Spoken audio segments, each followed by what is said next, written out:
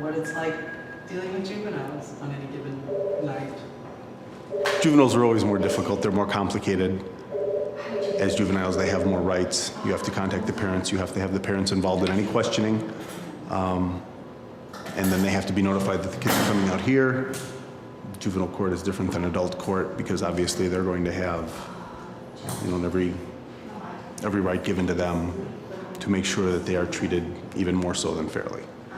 So when you picked her up tonight, what was we weren't out there with you. What happened? How'd you get the call? What happened? Our call initially came in that there were 5 people inside Kmart stealing different DVDs, video games, body products. So we sent a couple of cars over there. By the time we arrived, 2 males were fleeing into the wooded area east of Kmart. This young lady, her mother, and another female that was with them, who at one time didn't know who they were, then was related to them, then was just a friend staying with them. We're all at the van. There were stolen items in the van that loss prevention identified as theirs. So she got to come here. The adult female should be heading over to the jail any second now. So here you have a mother-daughter. Yes, the mother, we never actually had on tape from loss prevention doing any stealing.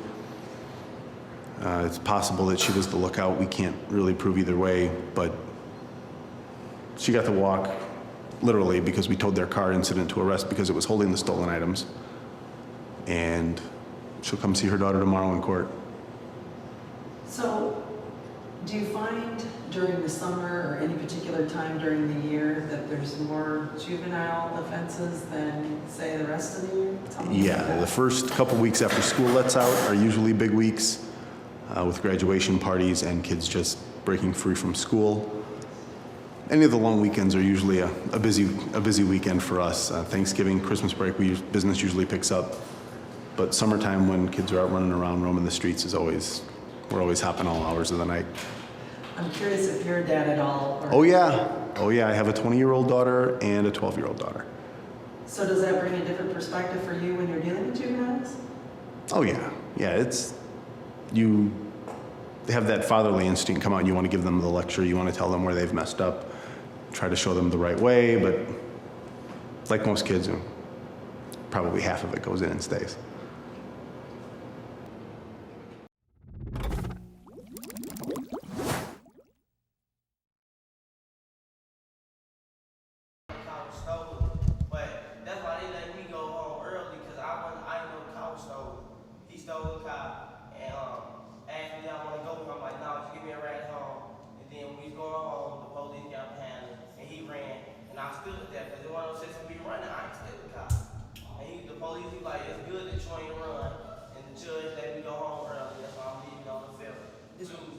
Is this the first time you've been here?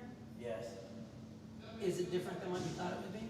Guess what? This is my second time I left. I thought that you would be treated equally, but they're not treating me equal. I'm in love with that's some bogus stuff, man.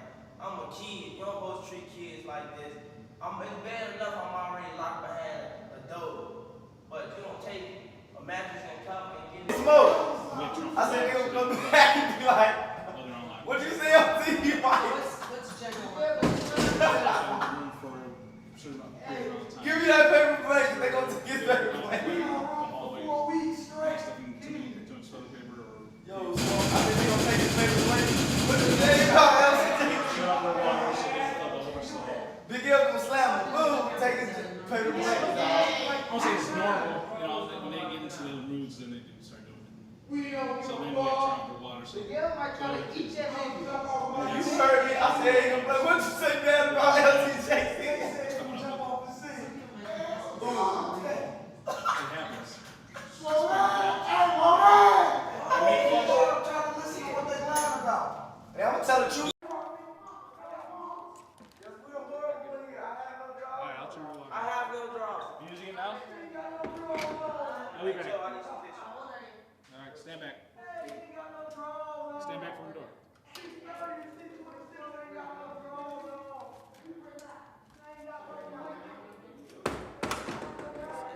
Man, I'm naked. You need tissue?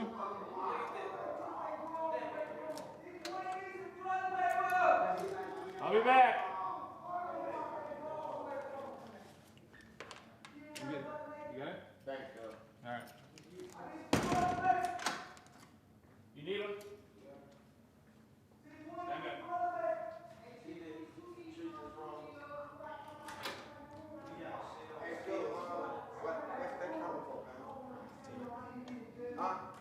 Push on the door. There you go. Thank you, sir.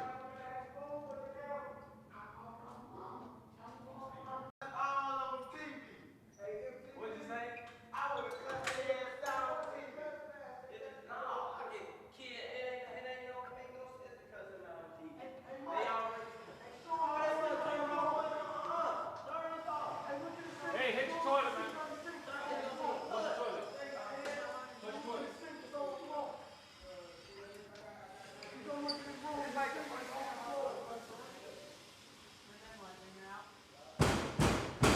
Hey, Taylor, stop that shit. Hey, tell us, what is that? What are you doing? We're turning on the water so they can flush the toilet because the water floods. It comes out of the sewer, well, the line.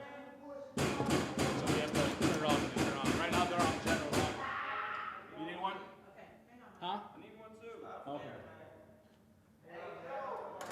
Yeah.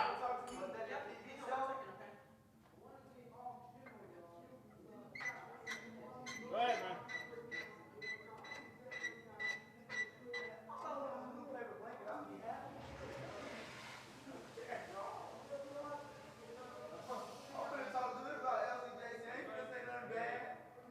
Done? As soon as they leave, they gonna come back and do yeah, they gonna come. I bet you they gonna kind of So tell me what you're doing.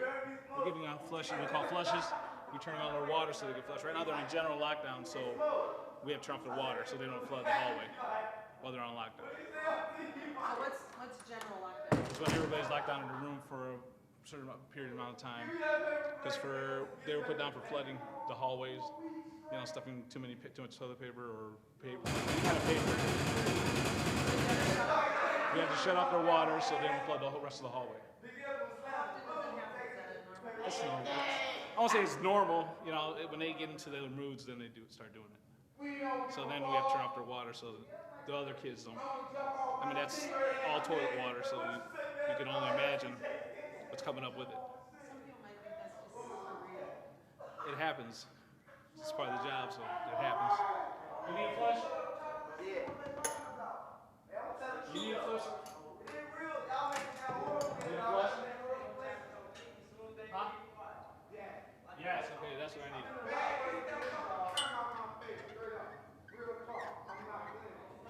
Go ahead, man. Flush it.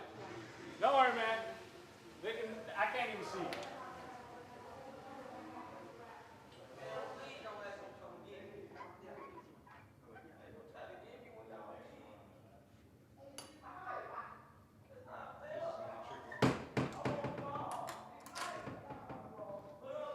Are you ready?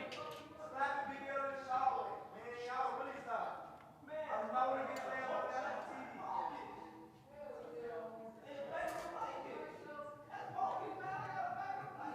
All right, give it a flush. Wait. Push the button.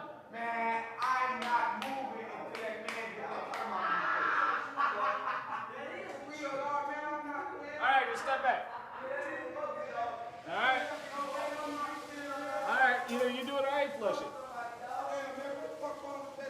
All right, don't have to stand by the door. Just I could have flushed it for you.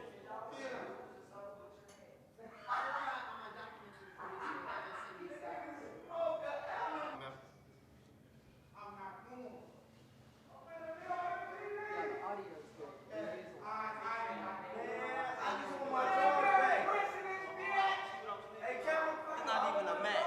They got me in a paper blanket. That's some bogus stuff.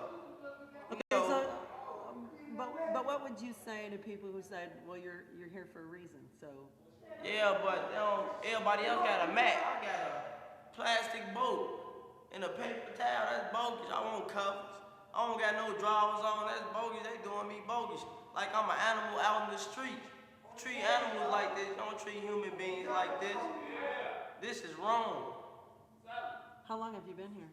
I've been here for 12 days. I go home on the 5th, Tuesday. So what's a kid like you do to get in a place like LCJC? What'd you do? Hang with the wrong people. And I changed my life. But I can't change my life when they give me stuff like this. Everybody else got a mat and cover. And they give me a paper towel and a hard boat. I got pains from this stuff. This ain't right. You don't supposed to treat kids like this. Everybody mess up in their life.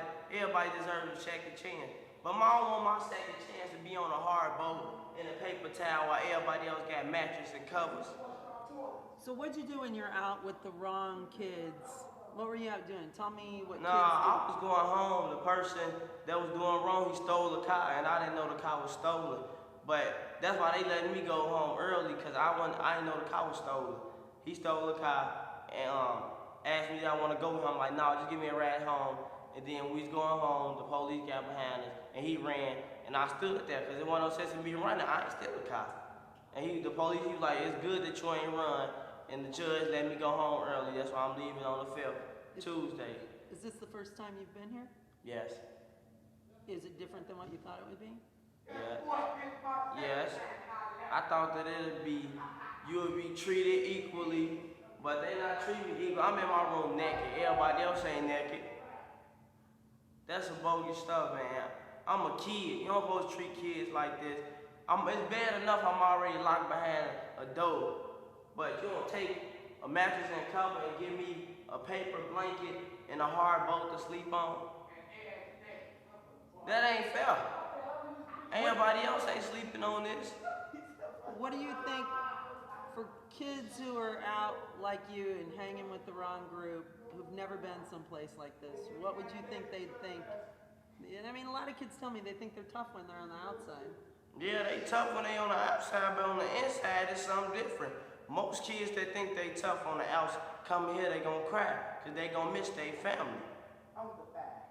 It ain't good to be in here. To me, I put it like this. I'd rather stay to myself and stay in the house than to hang with the wrong crowd. And end up here. Cause I know when I get out, I'm not going back outside. I'm staying in the house. I'd rather be in the house where I can't get in trouble than to be outside hanging with the wrong people. So you think by being here one time, that'll keep you from getting in trouble again? Yep, cause I'm not coming back. Boy, a lot of kids told us that. No, a lot, but I'm not them kids. I'm true to my word. My word is my bond. Okay, well, we'll be back later on, okay? Okay. How old are you? 15, And what's your name? Michael Bates. Okay, Michael. Thanks. Michael, can I just see that bed?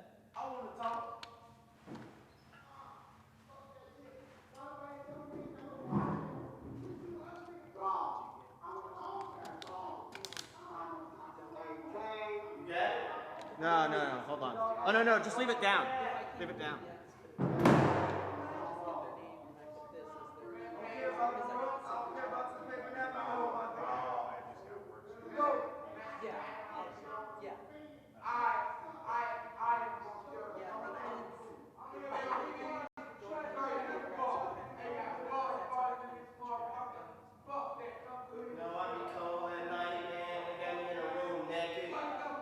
Cells is cold. They can't be treating kids like that. We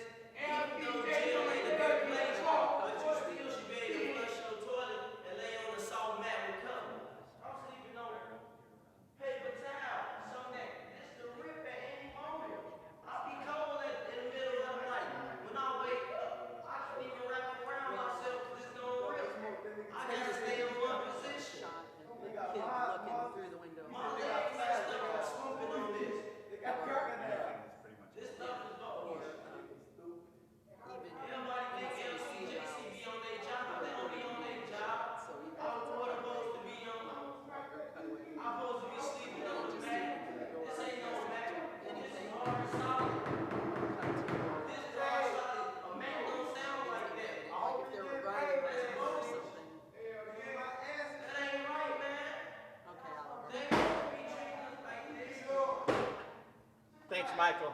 Appreciate it, man. Reflection shot. No, but I'm See seeing some it. boomage. Yeah. Yeah, you're good. Good? You good? Yeah. Okay, so Eric, we're down here in the CD wing, Charlie Delta. Okay. Tell me what the Charlie Delta wing is. What kind of kids are here?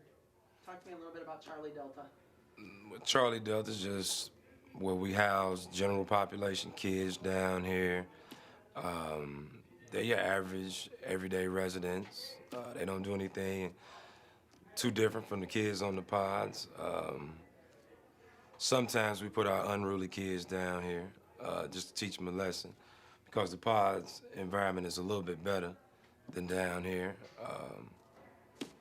Primarily, we do the same functions as we do on the pods as we do down here. Nothing is really different. We try to treat everybody as equals. You just went down the hallway. I mean, out of nowhere, you know, suddenly a kid's yelling and screaming. Is that normal? Tell me about how sometimes it seems like kids just start to go a little stir crazy and how you handle that. Well, if a kid is down, if he has hours, okay, and hours consist of if a kid is on ISO for 8 hours or more. Once he's in that room for a long period of time, they kind of, because they're kids and they like to be out and play, that room restricts them and it gets to them. So the resident that we went down to see right now, he's probably been down for a couple of days. So he wants to get up. He will get an hour later on if he continues to behave the way he's supposed to. So he just really wanted some attention. He wanted the DOs come down, see what he was doing. That's what we did, calmed him down. And as you see, now he's no longer hollering and acting like he's retarded. Yeah, so that's what most of them want. Most of them are lacking attention from home, the homebody, and then that's what we come in and try to assist them and show them the positive side of it, you know. Are you ever scared to come to work? A lot of people, when they see shows like this, one of the first things they tell us is, I don't know how people can work in that environment. Aren't they afraid that they're gonna get jumped or that, you know, it's a dangerous job? Well, Any fear factor? no, not really. I mean, I've been doing it for about 10 years now. Not a fear factor. You have to be on your P's and Q's at all times. You never want to come to work and be too lax. And you never want to try to be friends or associates with the residents. You want to show them that you are an authoritative figure. You're sort of like a no-nonsense individual. But at the same time, you don't try to treat them like adults. You still treat them as if they're adolescents and show them the right from the wrong. And once you do that, then they'll gain some respect for you. If you don't, then you're gonna have a long shift and they're gonna pick on you and tease you. But if they don't see fear, if they see that most of the time, if you respect them, they'll give you some respect back. If you don't respect them, you're gonna have a long shift. I've heard other detention officers in places like Pendleton say the moment a kid senses any bit of fear in a Right. detention officer, they'll chew you up and spit you out. All day long, all day long. If they see that you're timid or non-aggressive, they're gonna pick up on that and they're just gonna ride you all day. But if you're consistent and your punishment, if you're giving out punishments, is equal, then they really don't pick up on it. Most of the kids here are just really, to me, lacking a lot of love and attention. And we don't give them a whole lot of love, but we do give them a lot of attention. It's not really that bad. We do get some kids that come through here that are some woozies, and we do get some that just need a little guidance, and then they can go right back out into society. What's the worst you've ever seen? Are there kids that you guys talk about where you go, hey, remember so-and-so, that was one... Probably about 5 years ago is when we really had the cream of the crop or the worst kids that have probably ever come through here. Now the kids really just come through for truancy, little minor charges or what have you. And kids nowadays are really not as bad as they were years ago. I don't know why, but most of them just really, like I say, just really want attention. Have you seen kids who have really been violent? Yeah, we get some violent offenders through here. We treat them the same. What do they do? What would be an example of a violent offender? What would they tend to do? Battery? Battery, attempted murder. We get all types. Here in Lake County, in Indiana, we get the worst of the worst, right here. But you can't tell it because they're two different sides of them. When they're outside, they're pretty violent, upbeat. When they come behind the door, the initial shock from intake all the way to the back, they metamorphosize, they change. They instantly become respectful. I don't know if it's the blue shirts or the rigid doors, but they totally do a 360. They become very mannerable, very good, laid-back individuals. Now, when they go to the house, I don't know if it's because they're around their peers or their neighborhoods, but they do foolish things to come back here. But we get a lot of repeat offenders, and we sometimes ask ourselves why, and we wonder why or what are we doing that can correct them to stop them from coming back. But we do as much as we can here to try to deter them and turn them around. Do you ever stop to realize that if you were, say you were to be, somewhere, say in Gary, Right. and you're walking down the street, outside of your job, these kids are capable of, they saw you in a dark alley, even if they knew you from before, capable on the outside of... I bump into all my kids all the time. And when I see them on the house, they try to tell me what they're doing positive. Because a lot of kids come up, and if they're 18, they either go to Job Corps, go off to college, or go get a job. But every time, most of my kids that I see, they run up, want to congratulate me, show me that they're doing good, that they're on the right track now, and that they're becoming good people in today's society. What do you think makes these kids reoffend? I know that, Peer pressure. Peer pressure. Number one leading cause, because when they get out, they're still hanging with the same people that brought them in here the first time. And because of the demographics of their neighborhoods, that they're depleted, don't have any outlets or a few outlets to get out, that's what they do. They commit crimes because that's their fun, because of the demographics of their neighborhoods. What's the biggest challenge for you guys in this job in working with this population of kids? Trying to get them first to understand where we're coming from, trying to get them to adhere to the rules that they read when they first get here, and trying to get them to be consistent, not to be topsy-turvy and go off and on all the time. I think that's one of our biggest challenges.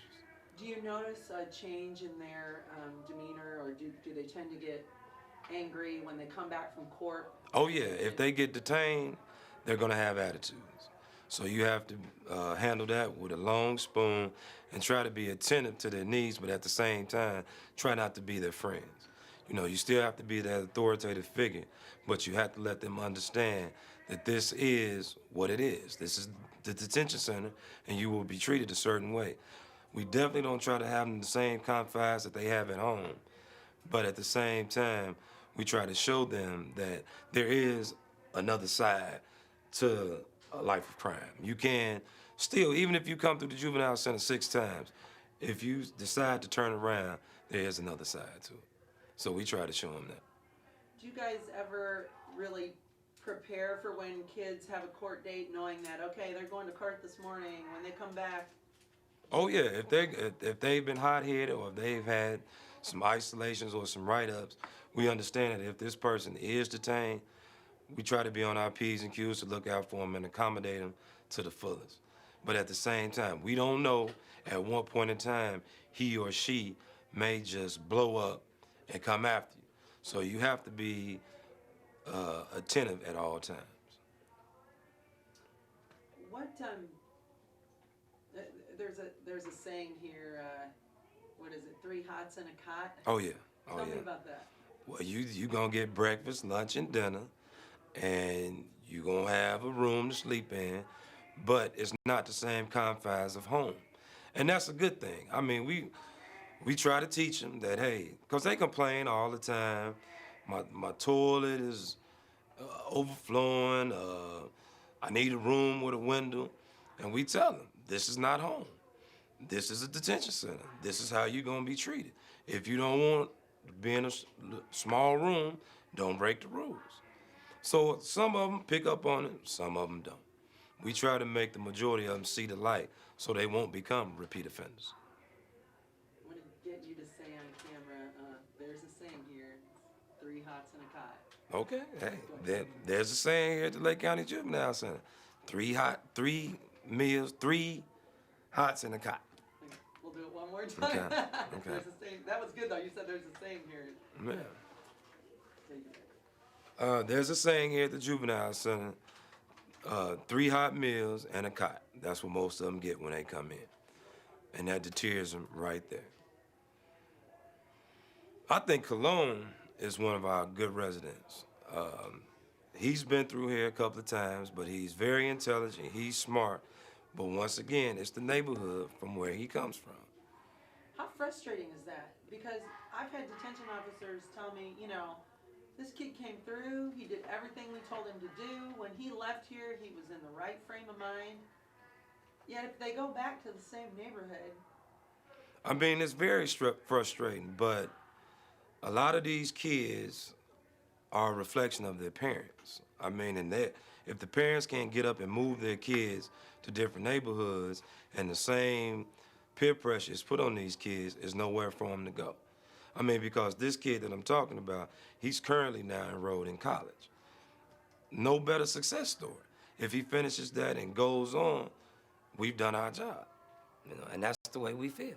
I come from the same place. Like I told a few of the kids, I ain't supposed to be here. I know I ain't supposed to be here. It's a blessing for me to be here, but I mean, it is what it is. And if you make it, if you can change one child, then you made a difference, you know? And that's the only thing that really counts. You know what you gotta do? Your brother, your whole family, they need you. You got one life. You being here, you destroy it. This is no place for no man. And you gotta do that. You hear me? Yes. Come here, man. I love you. You hear me? I love you too. Yeah. A lot of the kids that come here, they repeat offenders. And half of them, well, a quarter of them, you lose. They end up dead, burned up on the railroad tracks, murdered. Just random gunfire. And it happens all the time. Because 9 times out of 10, you're gonna read about them. You know, either they dead or they ended up with 65, 75 years and their life is gone. I'm ready for my second kid. Okay. What you all expecting? A boy? A boy? Oh, so you know what you gotta do. You ain't got no time for no games, no nothing. I know you don't want your son living the same lifestyle you live. I know, that's why I gotta do good. That's what I want to hear. Most of the people that I work with, I've had the pleasure of working with, they all spend time with the kids. It's never, you know, okay, I'm coming here just to do my 8 hours. If you feel like that when you first walk in the door, it's never like that when you in, when you leave out the door.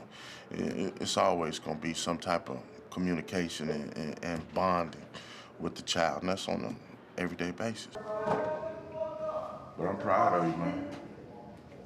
I'm so glad you made that move.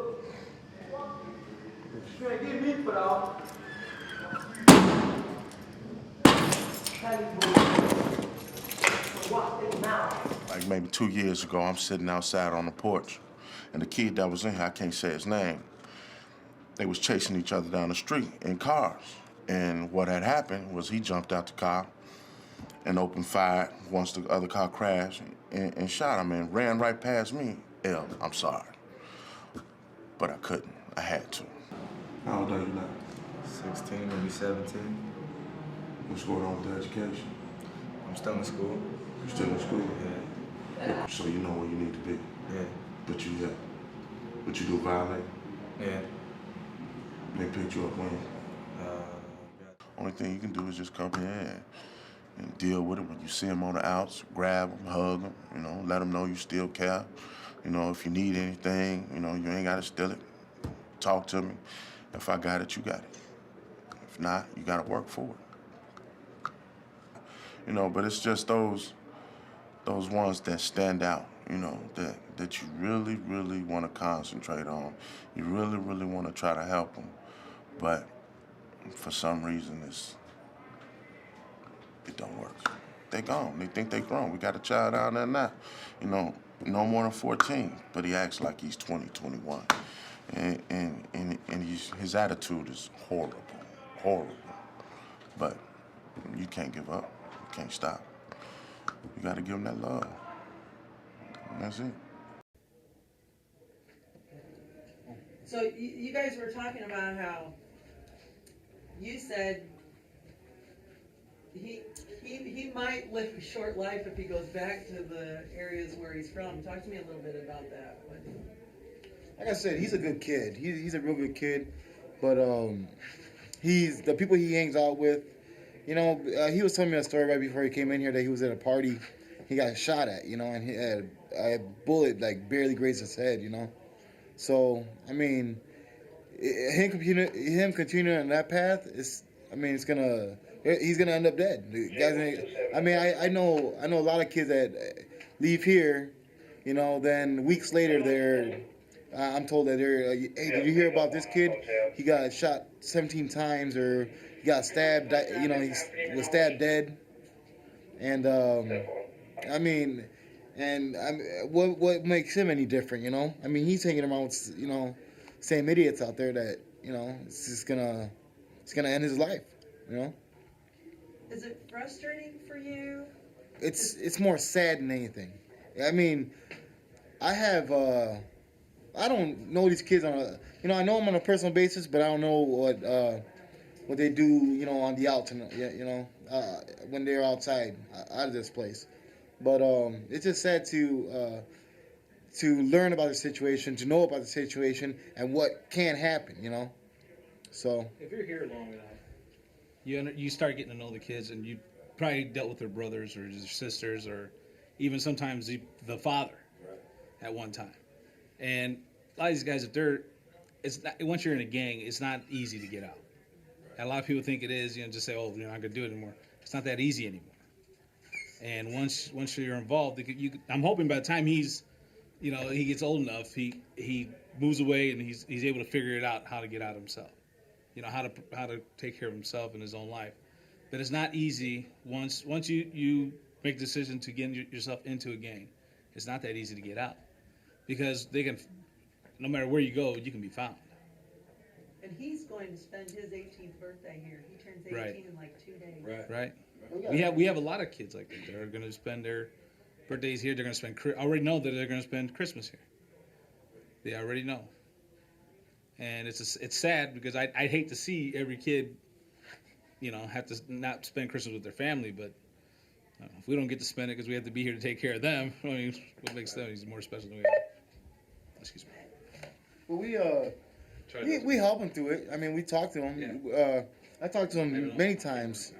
So, you know, I'm like, I tell him, you know, I console him about, hey man, you know, because his parents are kind of like my parents. They go to church and whatnot. So I could, you know, I kind of feel sorry for his parents. But I even tell him, I'm like, man, you're not gonna live very long. His arms are all tatted up with whatever gang he's in. Whatever gangs he's in, he's all tatted up, you know. I mean, it's like he's never gonna get out of it, you know. To me, it seems like he's never gonna get out of it. So It's like a high wire act with these kids, you know. They're just bordering on this edge of, think there's part of them that wants to do good and Well, I think ultimately they all want to do good. They just don't know, you know, a lot of times, you know, their brothers or their cousins, even their fathers or mothers are involved in a gang. So they want to show the gang how proud they are, so they get their kids involved. And that's the only thing that's molded into them. They don't know any better. And, you know, once you grow up knowing one thing, that's stuck in you. It's almost like religion. Once you grew up one religion, it's hard to switch, because that's what you grew up. That's how you grew up. And a lot of the kids don't have heroes. They don't have role models. The role models come from the inner city, from in the neighborhood. The dope dealer, the gangster, they idolize them, and that's what they want to grow up and be.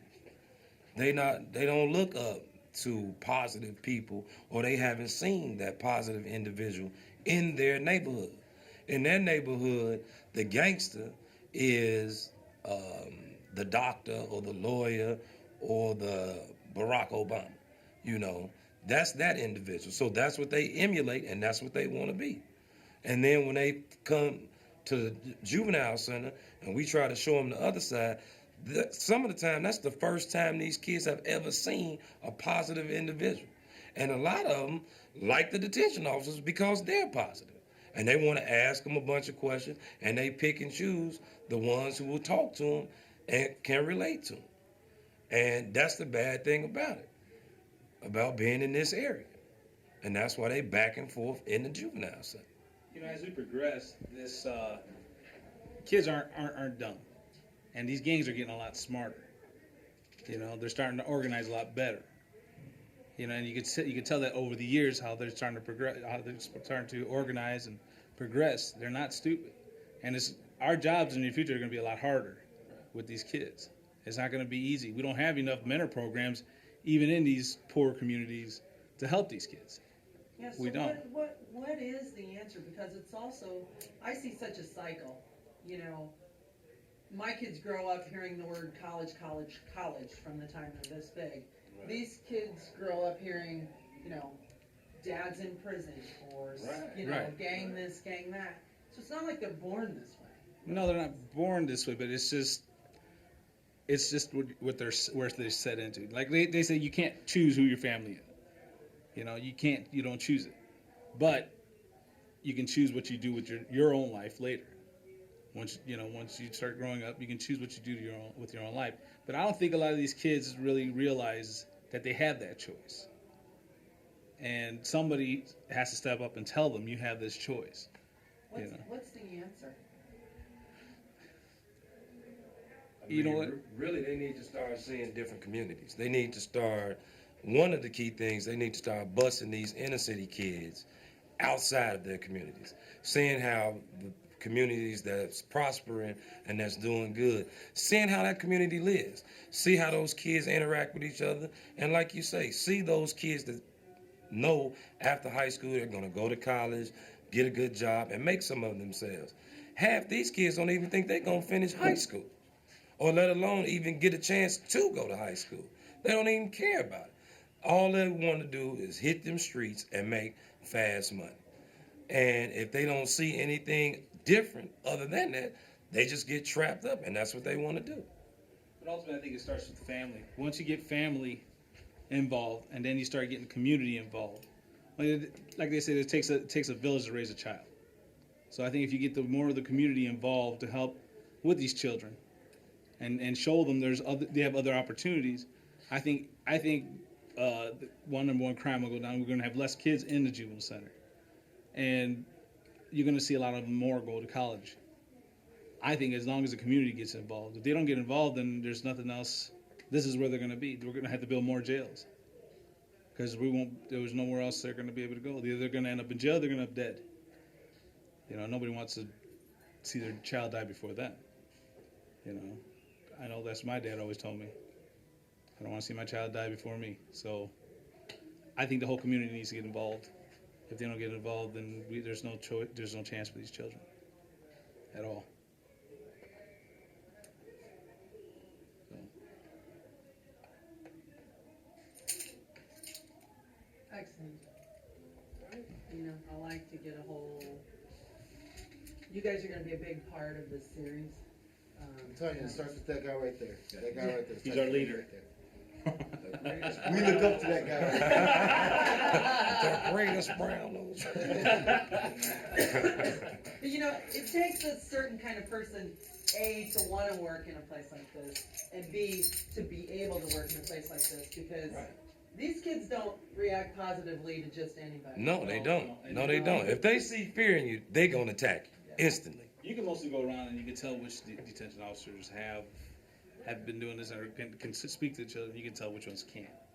You know, and those are the ones that usually don't stick around too long. But, you know, him and I have been here, 10, 11 years. We came in together. And what, you've been here 5?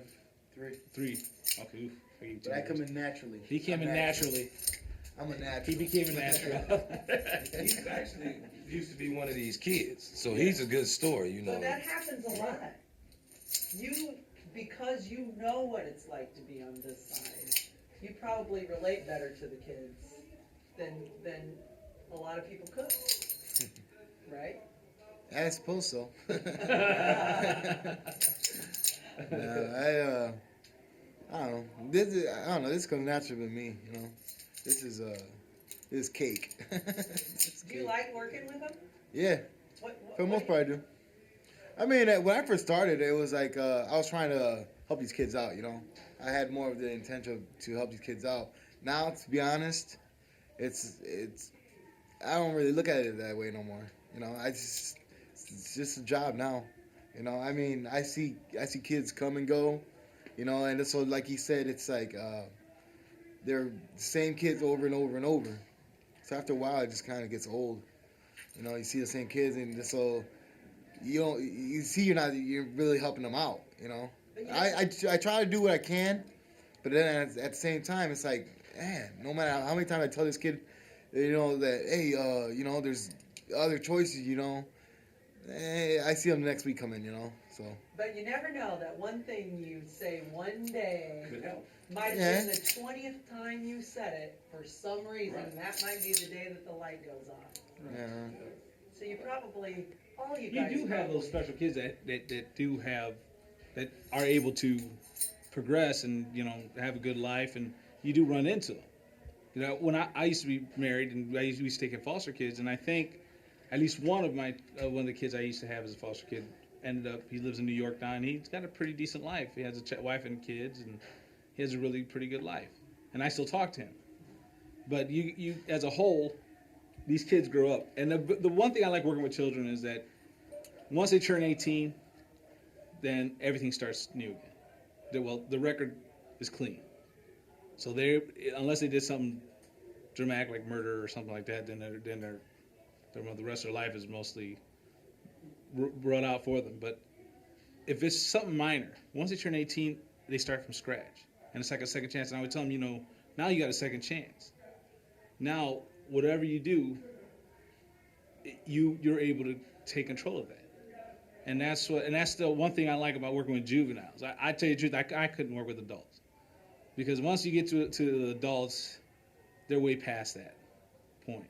If you can try to get them while they're young now, you know, when they're impressionable, and get to them when they're 18, by the time you're 18 years old, you can say, okay, you know what, I did all I could do with you. You're on your way. That's when it's more gratifying. It's not the pay, because the pay really stinks here. But if it gets to that point when they're 18 years old, you can say, hey, all right, now I helped you as much as I could. I tried to push you in that direction. You know, you make your own choices now. You know, that's what brings me back, at least. Try Dalton. Yeah.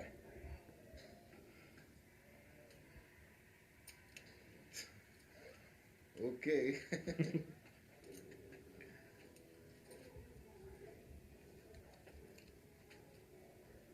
Just keep him down. Yeah, just keep him down. Thank you so much, you guys. It's a really great conversation, and